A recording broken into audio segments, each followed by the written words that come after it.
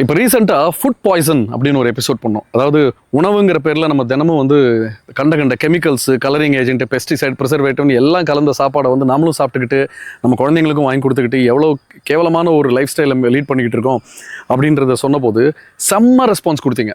யூடியூப்ல 1.6 மில்லியன் வியூஸ்க்கு மேலே கொடுத்துருக்கீங்க. அதே வீடியோக்கு இன்ஸ்டாகிராமில் 4 மில்லியன் வியூஸ்க்கு மேலே கொடுத்துருக்கீங்க. ஸோ எந்தெந்த ஃபுட் ஐட்டம் நம்ம சாப்பிட்றதுல என்னென்ன தவறான விஷயங்கள் இருக்குன்னு நான் சொன்னபோது எல்லாருமே ஒத்துக்கிட்டீங்க.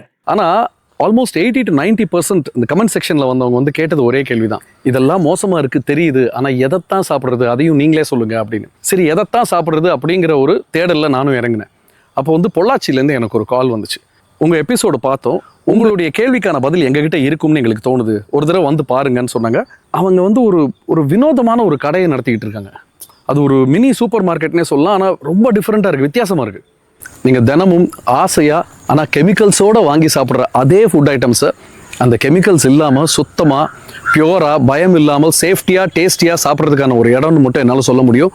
குழந்தைங்க சாப்பிட்ற பிஸ்கட், பிரெட், ஜாம், முறுக்கு, பக்கோடாலேருந்து குடும்பமே சாப்பிட்ற அரிசி, பருப்பு, நெய், வெண்ணெய், எண்ணெய் வரைக்கும் எல்லாமே 100% சேஃபாக மைதா, பாம் ஆயில், ரிஃபைண்ட் ஆயில், சுகர்னு எதுவுமே கலக்காத ஒரு சூப்பர் சுத்தமான கடையை கண்டுபிடிச்சி உங்களுக்காக ரொம்ப இன்ட்ரெஸ்டிங்காக ப்ரெசென்ட் பண்ணியிருக்கோம்.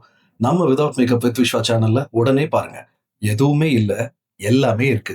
என் கூட நம்பி டிராவல் பண்ணுங்க, நல்ல விஷயங்களை மட்டும்தான் உங்களுக்கு காட்டுறேன். வாங்க.